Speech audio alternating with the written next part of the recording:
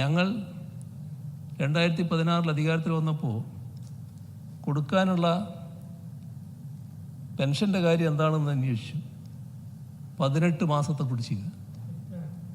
ആ 18 മാസത്തെ കുടിശ്ശികയും കൊടുക്കാൻ ഞങ്ങളാണ് തീരുമാനിച്ചത്. അത് കൊടുത്തു തീർക്കുക മാത്രമല്ല, സർ, 600-ൽ നിന്ന് പടിപടിയായി വർധനവ് തുടങ്ങി. അങ്ങനെയാണ് 2021 ആകുമ്പോഴേക്ക് 600 1600 മാറുന്നത്. ഇതെല്ലാം നാടിൻ്റെ ചരിത്രത്തിൻ്റെ ഭാഗമല്ലേ? ആ വസ്തുത ബഹുമാനായ പ്രതിപക്ഷ നേതാവ് മറച്ചു വെക്കുന്നത് ശരിയാണ്. ക്ഷേമനിധി തകരുകയല്ല. ഇവിടെ നിർമ്മാണ തൊഴിലാളി ക്ഷേമനിധിയെപ്പറ്റി ചില പ്രശ്നങ്ങൾ പറയുകയുണ്ടായി. അവർക്ക് അവരുടേതായ ചില പ്രശ്നങ്ങളുണ്ട് എന്നുള്ളത് ശരിയാണ്.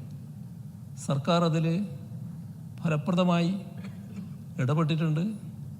അതിൻ്റെ ഭാഗമായി ആ ഉള്ള കുടിശ്ശികകൾ കൊടുത്തു തീർക്കാൻ പറ്റുന്ന തരത്തിൽ അവരെ സാമ്പത്തികമായി സജ്ജമാക്കാനുള്ള ഒരുക്കങ്ങൾ നടത്തിക്കൊണ്ടിരിക്കുന്നുണ്ട്. ഒരു ഭാഗം നടന്നിട്ടുണ്ട്. അതിൻ്റെ ഭാഗമായി ഒരു ഭാഗം നൽകി കഴിഞ്ഞിട്ടുണ്ട്.